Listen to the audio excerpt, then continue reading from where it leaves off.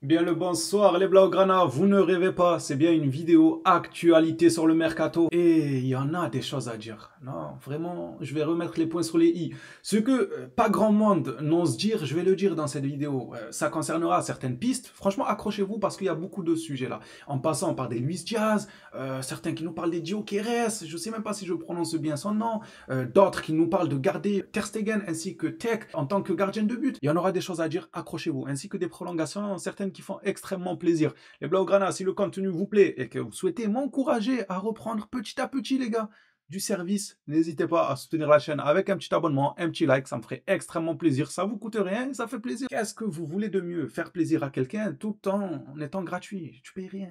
Allez les gars, reprenons du sérieux, on va se plonger dans cette vidéo actualité. J'ai envie de commencer par une information très forte d'entrée de jeu. Sport nous rapporte que Luis Diaz est la priorité du FC Barcelone. Cet été, Hansi Flick a approuvé sa signature. Le prix de vente du Colombien s'élève à environ 85 millions. Pardon. Alors, entre la communauté Blaugrana, on va dire le groupe dans la communauté Blaugrana qui essaye de nous faire croire que Luis Diaz est un vendeur de légumes, le gars il ne sait pas jouer au ballon, ce qui est totalement faux, ça reste un excellent joueur. Et entre ceux qui le veulent à ce prix-là, moi je sais plus où donner de la tête. J'ai envie de me tourner chez eux et leur dire ouais les gars abusez pas, ça reste un joueur de ballon quand même, Luis Diaz. Oui régularité tout ça, ok. On a bien vu que tout le monde peut se relancer. À partir du moment que tu as le talent, que tu as confirmé au plus haut niveau, pour moi, Luis Diaz a mine de rien quand même confirmé qu'il avait un panel technique super intéressant et polyvalent aussi sur le front de l'attaque. Il ne sait pas jouer que sur un côté. Il est capable de faire quand même un peu plus que son rôle d'ailier sur un terrain de foot. J'ai envie de le doser quand même. Arrêtez de nous le faire passer pour un vendeur de fruits et légumes. Ensuite, je me retourne de l'autre côté, je dis, bon, maintenant, ça vient à vous. 85, mais c'est du délire. Non, mais c'est du délire. 80, c'est cher. Pour moi, c'est cher. 85 millions sur Luis Diaz, les gars. Je vais même pas sortir l'argument de ceux qui disent, oui, mais il arrive à 30 ans. Alors, c'est un argument qui peut être recevable à moitié parce que je ferai toujours partie de ceux qui disent que 30 ans, tu as encore de belles années devant toi. Les gars, 30 ans, le gars, il vient, s'il fait 3, 4 saisons au haut niveau, qui te ramène une, deux Ligues des Champions, tu l'as rentabilisé, le gars, donc tranquille. C'est vrai que ça aussi, depuis un certain moment, ça fait 3, 4 ans, on voit beaucoup ce débat sur l'âge. Dès que tu arrives à 30 ans, t'es cramé. Hein. Personne ne veut plus de toi, tu ne vaux plus rien. Oui, mais non, nous, il nous faut des petits de 12 ans et demi, comme ça, on les garde 45 ans au club. Les gars, c'est pas forcé d'avoir un joueur qui va faire 10 ans de carrière. Et encore, selon l'hygiène de vie de certains, tu le ramènes, il a 28 ans, je crois. 28 ans. Il peut faire 10 ans de carrière en soi. C'est pas comme si c'était jamais arrivé que des joueurs jouent à 38 ans. Alors c'est vrai que lui, c'est beaucoup basé sur sa rapidité, sa vivacité, c'est des choses que tu peux perdre avec l'âge. Mais moi, je ne le veux pas pour 10 ans, par exemple, s'il venait à venir, les gars. Juste un petit 3-4 ans au top niveau, tu l'as assez rentabilisé. Durant les 3, 4 ans que tu auras fait avec Luis Diaz, il y aura d'autres pépites qui vont émerger, d'autres opportunités sur lesquelles tu vas te placer, que ce soit un nouveau jeune de la Masia ou un jeune d'un autre club que tu iras repérer. Chaque chose en son temps. Mais il y en a, ils veulent pas comprendre ça. Ah, il a 28 ans, ça veut dire dans 2 ans, il aura 30 ans, dans 10 ans, il aura 40 ans, 10 ans encore, il aura 50 ans. Ouais, non, après, il va mourir. Non, c'est trop risqué. Imagine, on prend quelqu'un, il meurt chez nous dans les... Non, c'est trop risqué. Non, les gars, tranquille. Tranquille, 28 ans, il a encore du ballon, le gars. Il te fait 4, 5 saisons facile, mais facile au haut niveau, se lance en hygiène de vie. Évidemment, je ne vise pas ceux qui ont l'hygiène de vie tech. On va en parler d'ailleurs. Ça, tech, je l'attends au tournant concernant ça. Mais voilà, quoi. Il y a de quoi faire. Donc, l'élément de l'âge, recevable à moitié. À moitié, parce que je suis pas totalement convaincu par ça. Maintenant, moi, c'est son prix qui me pose problème. Oui, je peux entendre le côté qui me dit qu'il manque de régularité. Moi, je suis plutôt de ceux qui disent qu'il y a d'autres opportunités qui sont intéressantes. Pour le Barça, moins cher, plus jeune tant qu'à faire, voilà, je reviens pas sur ce que j'ai dit avant, mais tant qu'à faire, si tu as moins cher pour moins jeune, eh ben autant aller sur ce truc-là que de payer 85 millions. Je trouve la somme ahurissante. Oui, c'est Liverpool, oui, il a encore des années de contrat, tout ce que vous voulez, mais je suis désolé. Le Barça, maintenant qu'on a retrouvé le haut niveau, déjà qu'à la base, on avait une attractivité qui faisait saliver beaucoup de joueurs, maintenant qu'on a retrouvé le haut niveau, demi-finale Ligue des Champions, triplé national, on est en position de force. Hein. Ouais, quoi, lui dire, tu veux venir? Ok, déjà Liverpool, 60 millions maximum. Va au bras de fer avec Liverpool. Ouais, ça se fait pas, c'est moche. Non, ça, c'est pas mon souci. Après, c'est moche, c'est beau. Moi, je suis pas là pour mettre des critères de beauté en place. Hein. Tu veux venir au Barça? Regarde, nous, on propose du bon football. Tu vas être lié à Lamine Yamal, ainsi que le Lewandowski en attaque, Rafinha, tout ce beau monde-là. Dis-leur qui te lâche pour 60 millions. Et ensuite, on viendra toquer à ta porte pour te faire signer. Parce que nous, 85 millions, c'est pas possible. Franchement, si Deco fait ça, déjà que pour l'instant, je ne le porte pas trop dans mon cœur, à vrai dire, je le verrai d'un mauvais oeil. Claquer 90 millions sur Luis Diaz.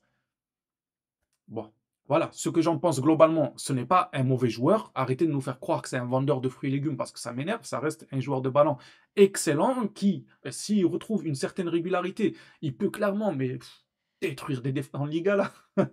Là, Luis Diaz et Lamine Yamal. Non, mais je crois que vous vous rendez pas compte. Vous vous rendez pas assez compte du joueur qu'il est. Moi, j'ai juste un bémol avec le prix. Voilà, je trouve que sur le marché, on peut mieux faire pour moins cher, voire colmater les brèches avec certains joueurs. Voilà, moi je vous ai dit, l'option de Rashford, elle coche beaucoup de cas selon moi. Prix réduit, joueur qui peut se relancer, talent confirmé, il a déjà confirmé au plus haut niveau, pas sur la régularité, un peu le même souci, même plus qu'un Luis Diaz. Pour moi, Rashford, il manque beaucoup plus de régularité, mais c'est un talent qui peut retrouver un peu de sa fraîcheur pour une quarantaine de millions. Et au pire, s'il flop, tu le revendras toujours pour 20 ou 25 millions en PL, t'inquiète pas, les pigeons ils viendront. Je te promets que Rashford, dans 3 à 4 ans, tu peux toujours le refiler à la PL pour 30 millions au bas mot, les gars. Je trouve que c'est pas trop prendre de risques que de mettre 90 millions sur Luis Diaz à l'heure actuelle. Je vous refile maintenant la parole à vous. Dites-moi ce que vous en pensez de ce dossier Luis Diaz. Est-ce qu'il vous fait saliver? Est-ce que vous le voulez? Vous trouvez ça cher? Pas cher? Vous trouvez que c'est un bon joueur? Pas un bon joueur? C'est à vous de jouer dans l'espace commentaire. On continue avec une information sur Hansi Flick ainsi que Rafinha, mais c'est plutôt Flick qui m'intéresse là surtout, les gars. Il a donné son accord d'ailleurs pour Luis Diaz. J'ai pas mis le petit point là-dessus, mais si Flick donne son accord, on est qui nous pour dire non? Hein, sérieux, avec ce qu'il a apporté là au bout d'une saison, je vous ai dit, au bout de même pas 5 matchs, il y avait son nom. C'était pas pour rien. Et je sais que c'était précipité. Le gars, il avait fait 5 matchs sur le match du Barça, sur le match, n'importe quoi. Sur le banc du Barça, que j'avais déjà encadré son nom. Vous croyez que c'est pour rien? Non, vous croyez qu'on va mettre le... Xavi, vous l'avez pas vu après 2 saisons? Sans manquer de respect à la légende en tant que joueur, évidemment. Mais il y a des coachs, vous ne les verrez pas même après 10 saisons sur le banc du Barça. Là, Flick, au bout de 2 semaines, j'ai fait floquer son nom parce que j'ai vu. Non, j'ai vu sur le terrain là où il voulait en venir, ce qu'il voulait faire, les prises de risque, le fait de tenter des choses. J'ai vu, moi, ça m'a comblé. Voilà, je trouvais qu'il méritait et je me suis pas trompé. Flick, il est là depuis ses 2 premières semaines à Barcelone et il va rester un bon moment, et je l'espère en tout cas. Mundo Deportivo nous rapporte que Hansi Flick signera son renouvellement de contrat demain. Rafinha signera le sien jeudi. Que des bonnes nouvelles, les gars. Rafinha qui prolonge, Hansi Flick qui prolonge. On mange bien. Là, je vais pousser un coup de gueule, les gars. Je suis désolé pour ceux qui veulent de l'actualité en mode TikTok, qui prend 10 secondes. Oui, nanani, il y a lui qui va signer là, lui qui va signer là. C'est pas forcément la manière de faire de la maison. Des fois, je le fais. Je vais vite dans les informations. Mais parfois, j'aime bien donner mon avis, m'étaler sur certaines informations, parce que je sais que certains boudent un peu quand je fais ça. Non, mais dis, passe vite à l'information. Fais défiler sur YouTube. On a la possibilité de faire défiler sur YouTube et toi, tu veux m'interdire de parler sur ma propre chaîne. Ah bon, c'est nouveau ça. Au vu des progrès de Geoffrey Torrent, c'est quoi, c'est un fichier uTorrent, il est peu probable que Deco fasse un investissement majeur dans le poste de latéral gauche. On peut dire que j'ai un souci avec ce communiqué. Alors, je sais pas ce qu'il vaut, Geoffrey. Peut-être que la saison prochaine, il va nous choquer. Là où j'ai un problème avec ça, c'est que en cas d'absence de Baldé, encore une fois, la saison prochaine, moi, ce qui me fait peur, c'est tous ces supporters qui accordent une confiance aveugle à Gérard Martin parce qu'il a fait 2 passes décisives dans un match d'affilée. Waouh, c'est Beckham, incroyable. Ok, mais c'est le Barça. Même moi, tu me mets avec le Barça durant 60 matchs, ouais. Il y a un match où je vais sortir quelque chose d'extraordinaire en faisant 2 passes décisives, ou un ciseau, ou un but de la tête de ma surface à leur surface. Voilà, tu peux en 60 essais. C'est normal, on est tous capables. Toi et moi, on peut le faire. Donc, s'il vous plaît, Gérard Martin, ne vous enflammez pas. À l'heure actuelle, j'estime qu'il n'a pas les épaules pour être un second de qualité. Il doit être le troisième. Pour moi, hein, minimum troisième, Gérard Martin. C'est-à-dire qu'on a Baldé, qu'on a un second latéral gauche qui est fiable, sur qui on peut compter. Et ensuite, tu as Gérard Martin de temps en temps, dans certains matchs de coupe, dans certains matchs de Liga. Si Baldé se blesse et ensuite tu joues avec ton second latéral gauche, tu pourras toujours faire souffler ton deuxième latéral gauche en faisant rentrer des Gérard Martin. Voilà, c'est des joueurs comme ça dans la rotation. C'est des joueurs, on a vu que quand Baldé s'est blessé, c'est dur. Oh là là, il en a fallu pour que ces 2 passes décisives arrivent. On en a passé des matchs. Alors certes, il a fini homme du match dans un match de Liga. Non, sa fin de saison, elle est bonne. Je ne dis pas. Je ne dis pas le contraire. Mais est-ce qu'on doit se baser sur 2 semaines de fin de saison, sachant que le retour contre l'Inter, Seigneur. C'est pas grave, passe décisive, tout ça, on connaît la chanson, ce que vous allez me dire, oui, mais il a fait des passes.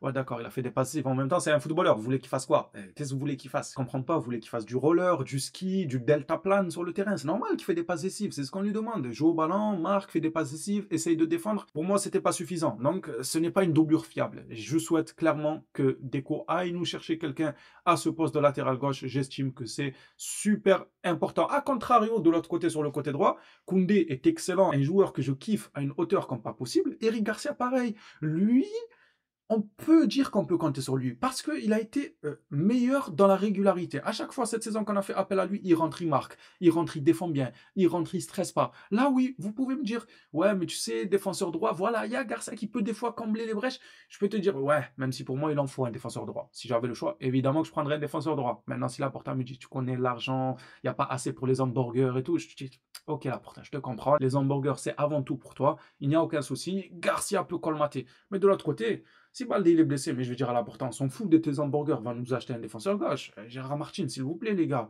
Non, après, chacun son avis footballistique. S'il y en a qui se contentent d'un Gérard Martin en tant que doublure dans un club comme le Barça, qui jouera sur tous les tableaux la saison prochaine, eh bien, c'est votre avis, j'ai envie de dire, mais pas le mien. Passons maintenant à l'information sur les gardiens de but. Et pareil, on peut s'étaler là. Déjà, ces deux clampins là. Qu'est-ce qu'il fait? Je sais pas, il fout de quoi? L'autre, il a les bras derrière le dos, on dirait il est en vacances, c'est une séance d'entraînement. Le gars qui en demande trop, non, là j'abuse. Il a le droit de se détendre durant la séance d'entraînement. En vrai, les gars, Ter Stegen, c'est cata. Depuis des saisons, je le crie haut et fort, moi je n'en veux plus de ce gardien. Vous avez beau me dire, il nous a sauvés, il t'a sauvé toi peut-être. Non, vrai, il t'a sauvé toi peut-être. Moi, il m'a pas sauvé. Moi, j'ai pas vu Ter Stegen me sauver un jour devant un match du Barça, me disant, wow, incroyable la parade de Ter Stegen, wow, il nous a sauvé le match. Non, non, et encore une fois, on ramène souvent ce sujet sur la table qui est une réalité.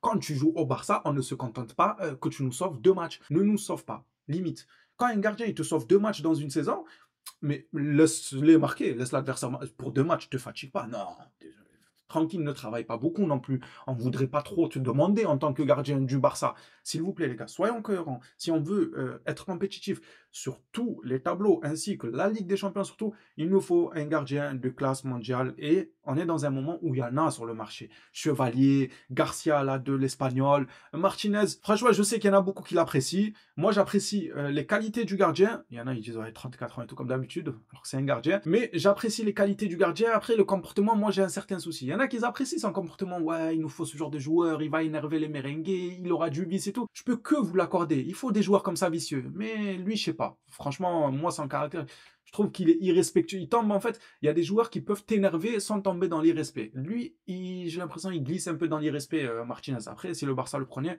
je vais pas être dégoûté. Vu les deux gardiens qu'on a, moi, je vais être content de Martinez. Je dis, vas-y, viens, on a besoin de toi. On a besoin d'un gardien qui assure au bord, là, âge, pas âge, ce que tu veux. Évidemment, mon choix serait Chevalier en premier lieu. En deuxième lieu, ça serait Garcia. Et en troisième lieu, si on ne trouve pas de quoi faire, eh bien, on peut aller sur Martinez. En tout cas, Ter Stegen, pour moi, il n'a plus les épaules. Il n'a ni le courage, ni la sérénité. Il ne transmet pas la sérénité à sa défense ainsi qu'à son équipe. Je vais être honnête avec vous et dire tout haut ce que beaucoup n'osent pas dire. Tech, les gars, faut arrêter la mascarade avec lui. Non, au bout d'un mois, moi j'arrête. J'ai été gentil avec lui, il nous a fait rire, Tech, haha, c'est marrant, la sortie.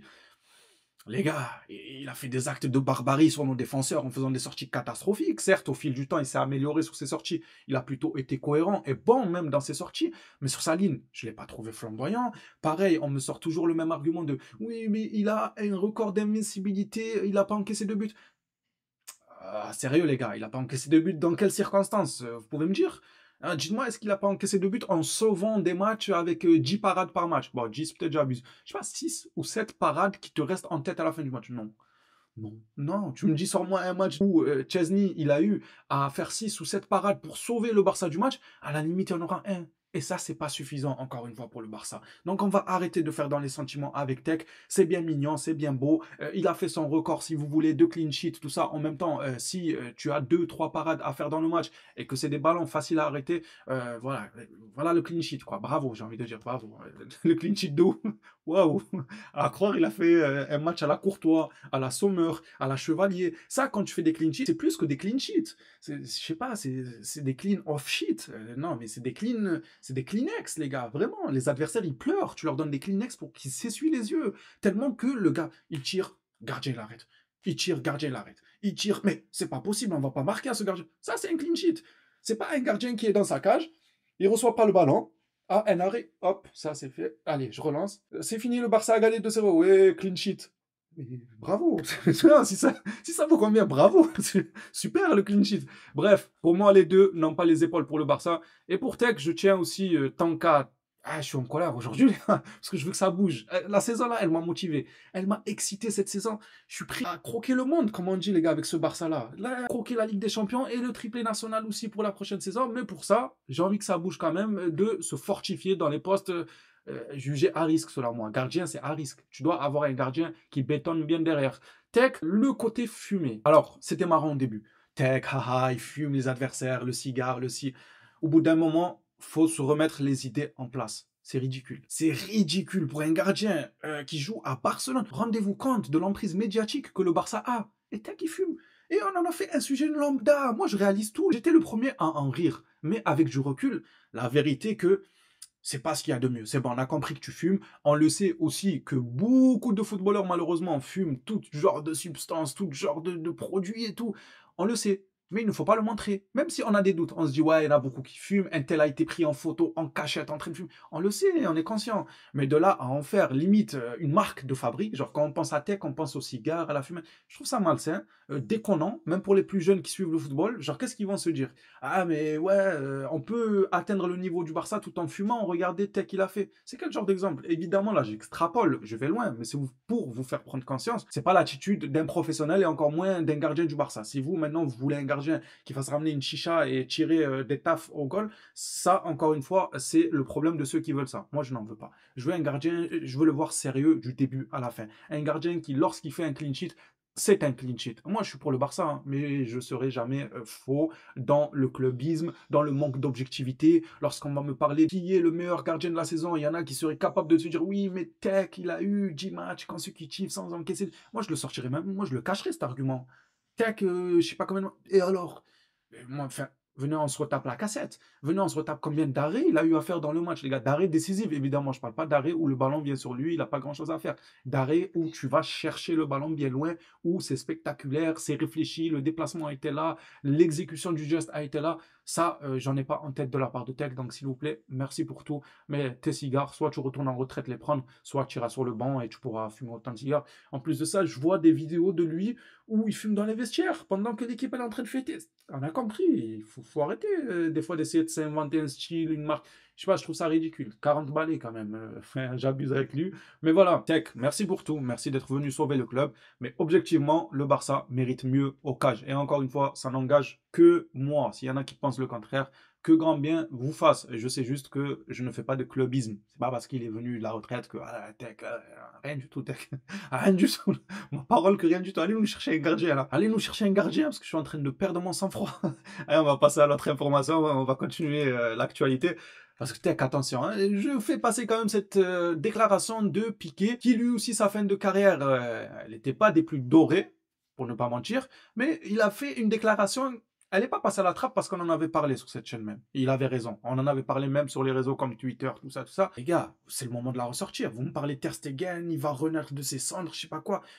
Le gars, il a rien dans le pantalon, comment tu veux qu'il renaisse de ses cendres? Pour renaître de ses cendres, il faut en avoir dans le pantalon, il faut qu'on le voit.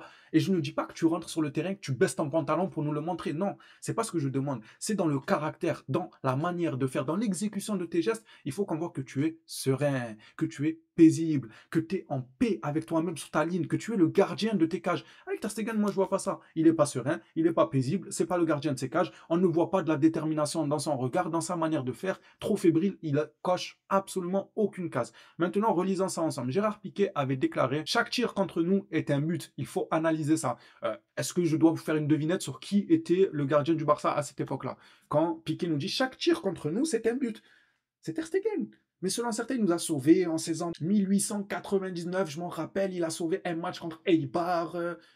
Ouais, c'est le Barça, les gars. C'est la Ligue des Champions maintenant. Demi-finale, triplé national, tu peux plus te permettre d'avoir un gardien qui n'est pas serein et qui ne montre pas une détermination à toute épreuve sur le terrain. Parlons maintenant de, selon moi, la piste qui fait le plus rêver du côté du Barça. C'est bien évidemment Julián Álvarez. Ça vous fait saliver, je sais, les gars. Et moi, le premier, ça, c'est un joueur.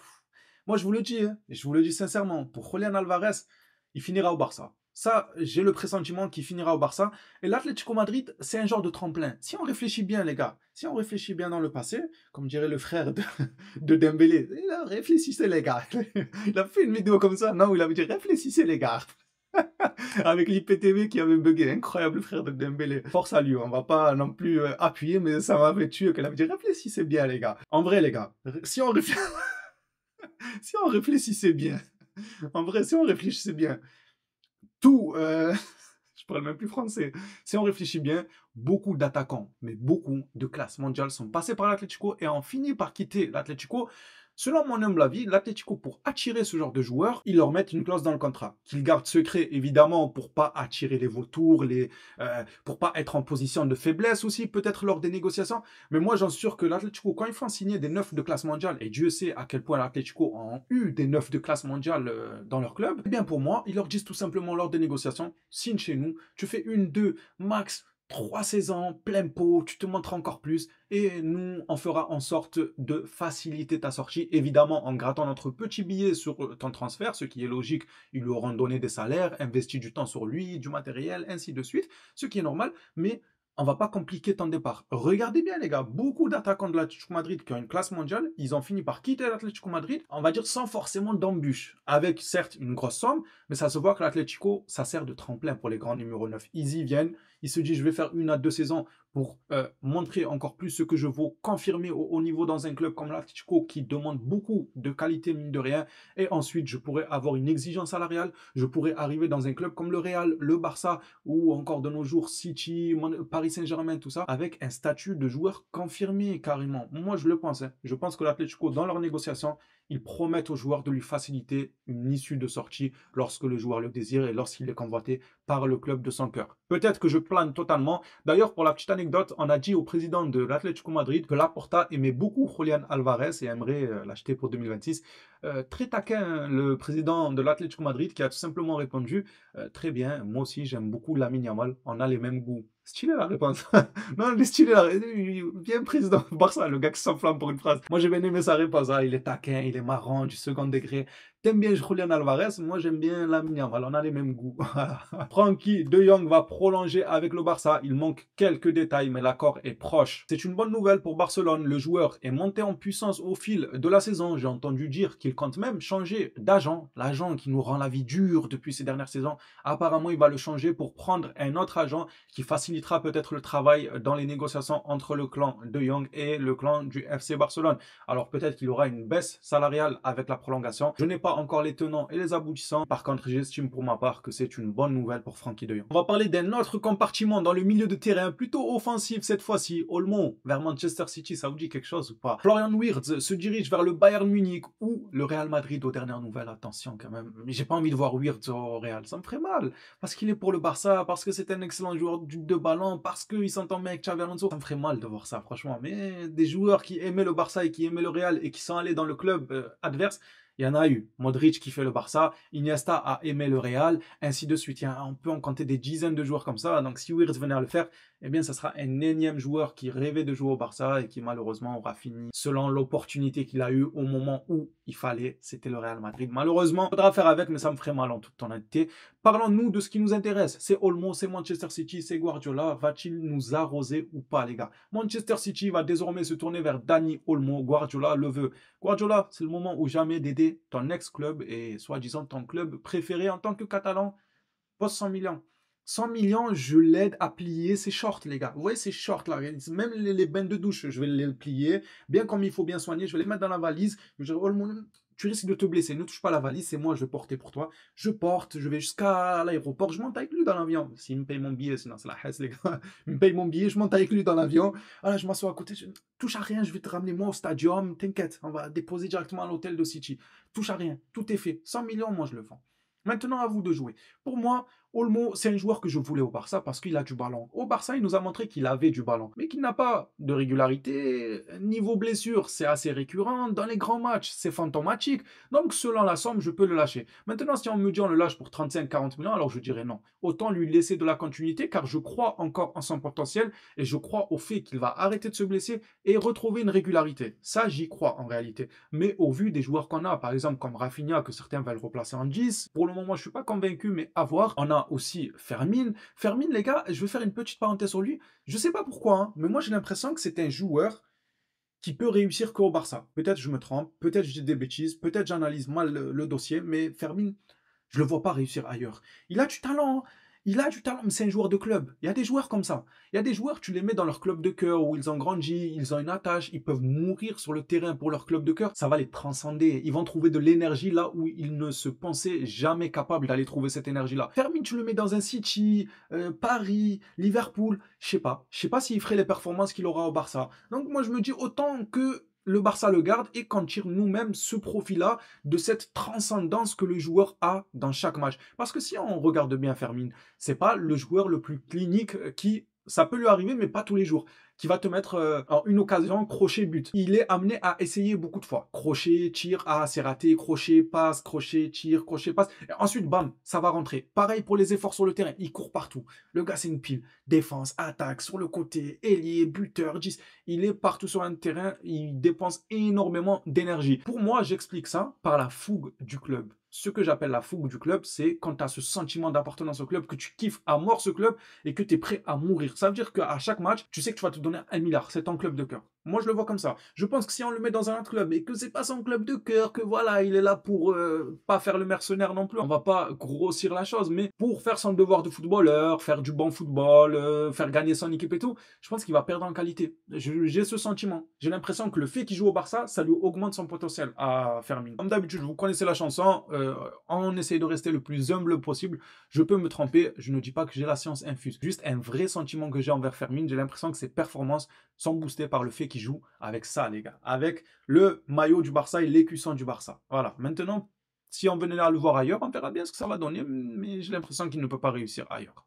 On verra bien. Manchester City donc veut Dani Olmo. Qu'en dites-vous de Saleh Blaugrana? Est-ce que vous lâchez Dani Olmo ou pas du tout?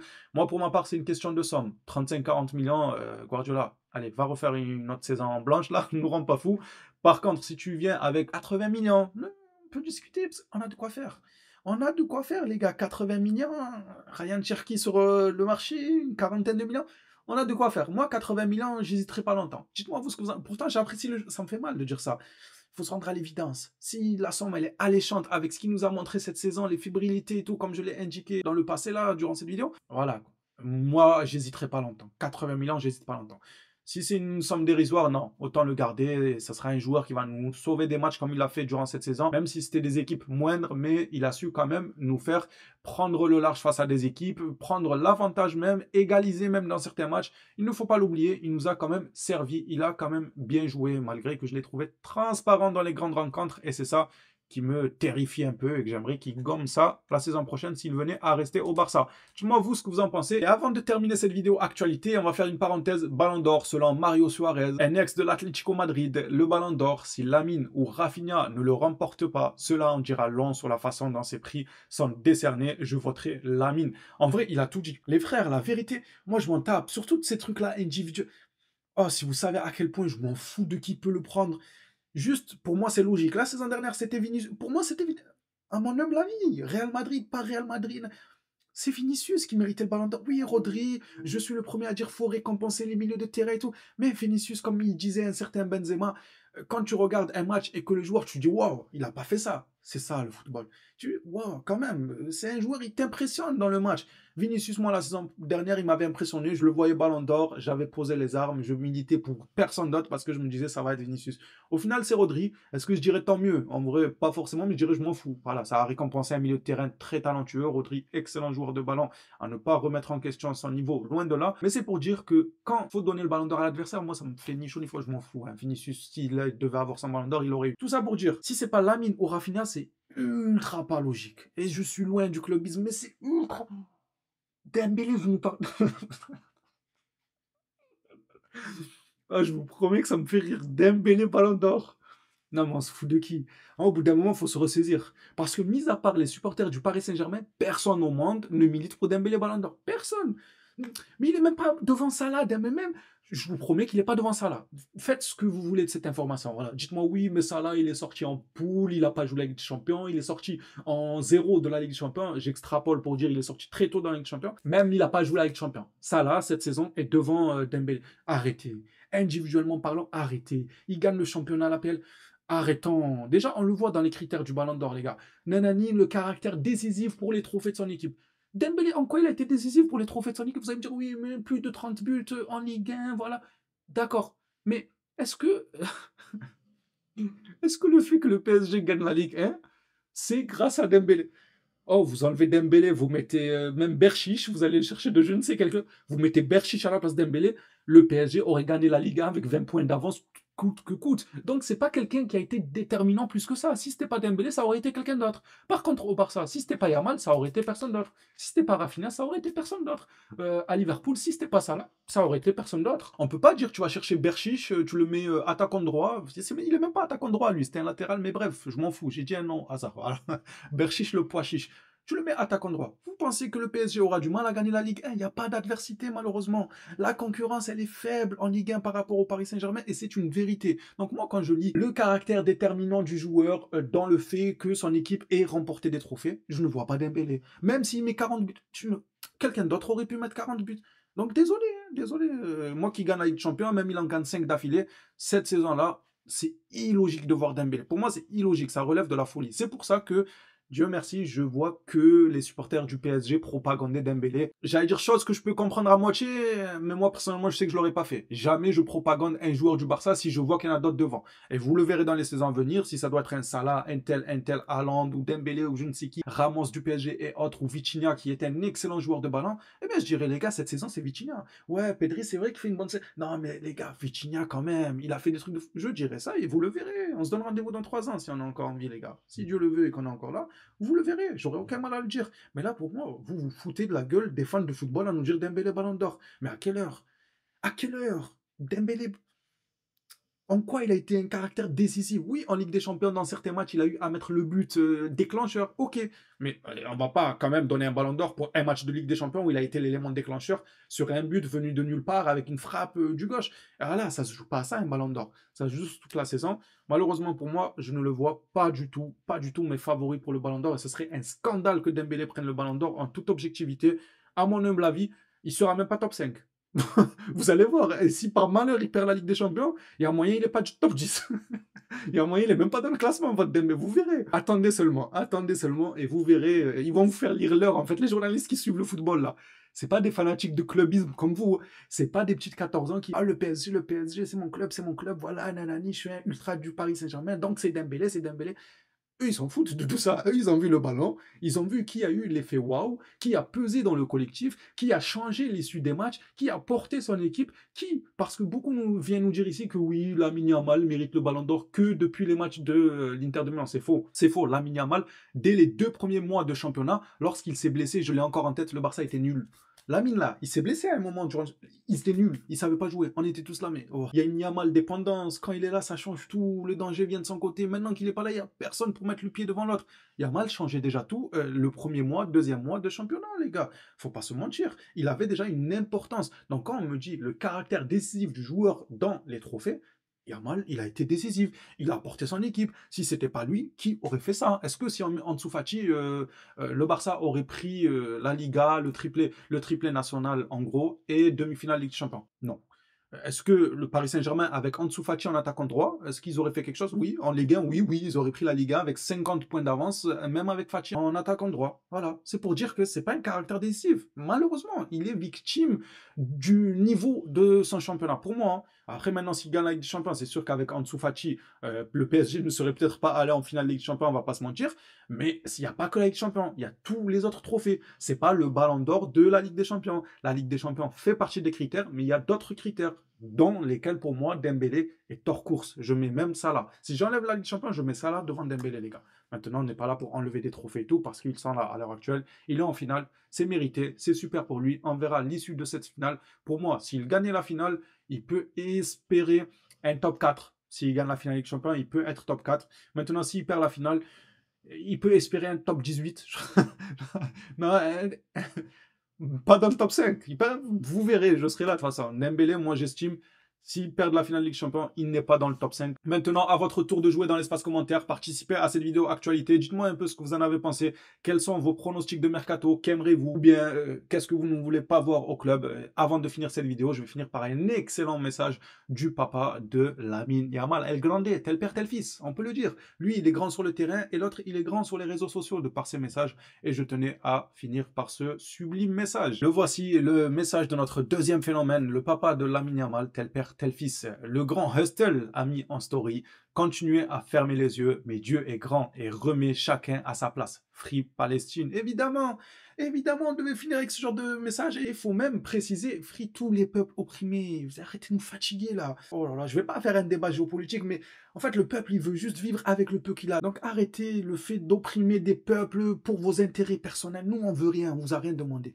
On veut pas, je sais pas quoi. Vous nous donnez un peu, on a une train de vie, on a le sport pour se divertir, on fait du sport dans la vie de tous les jours, on a des amis, on sort, on fait ça. Notre train de vie nous convient, on veut pas voir des peuples opprimés. Donc, mis à part pour vos intérêts de richesse et tout, arrêtez d'opprimer les gens. Le pouvoir, la richesse.